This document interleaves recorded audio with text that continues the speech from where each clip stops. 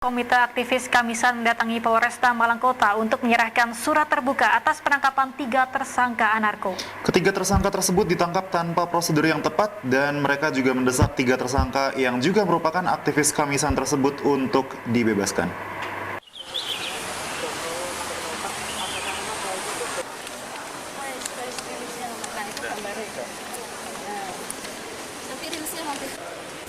Sejumlah komite aksi Kamisan Malang dan Jakarta didampingi LBH Surabaya Pos Malang mendatangi Polresta Malang Kota diwakili oleh Suciwati, istri almarhum aktivis Munir. Kedatangan ini bertujuan untuk menyerahkan surat terbuka kepada kepolisian, sekaligus mendesak agar 3 tersangka kasus anarko yang baru saja ditangkap polisi untuk dibebaskan. Mereka menyebut penangkapan 3 tersangka yang merupakan aktivis Kamisan Malang, yakni Fitron, Alfian, dan Ridho, menyalahi prosedur. Selain itu, 3 tersangka tersebut diyakini tidak melakukan tindakan anarki, namun lebih sering melakukan aksi damai melalui aksi Kamisan.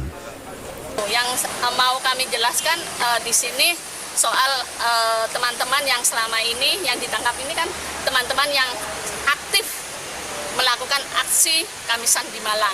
Jadi sejak awal kami menginisiasi aksi Kamisan di Jakarta. Sampai sekarang ada 43 lebih aksi Kamisan di beberapa daerah. Itu karena kami membuat aksi ini adalah aksi damai. Tidak ada yang namanya anarki.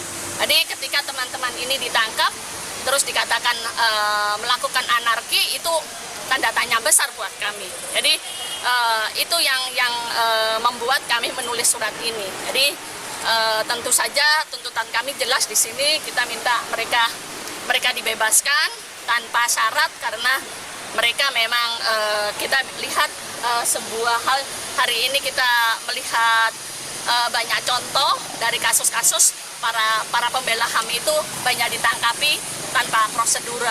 Sementara itu, menurut kuasa hukum dari LBH Pos Malang, ada kejanggalan dari proses penangkapan 3 tersangka tersebut, yakni tidak adanya surat penangkapan, serta belum adanya salinan BAP yang didapatkan kuasa hukum hingga hari ini. Surat penangkapannya di tanggal 19 dan surat penetapan tersangkanya ada di tanggal 20. Jadi ada satu hal yang memang menurut kita itu sangat janggal, artinya di tanggal 20 mereka ditangkap tapi tidak disertai dengan surat penangkapan. Tapi ketika saya melihat surat penangkapannya, menurut keterangan di sana itu tertulis di tanggal 19.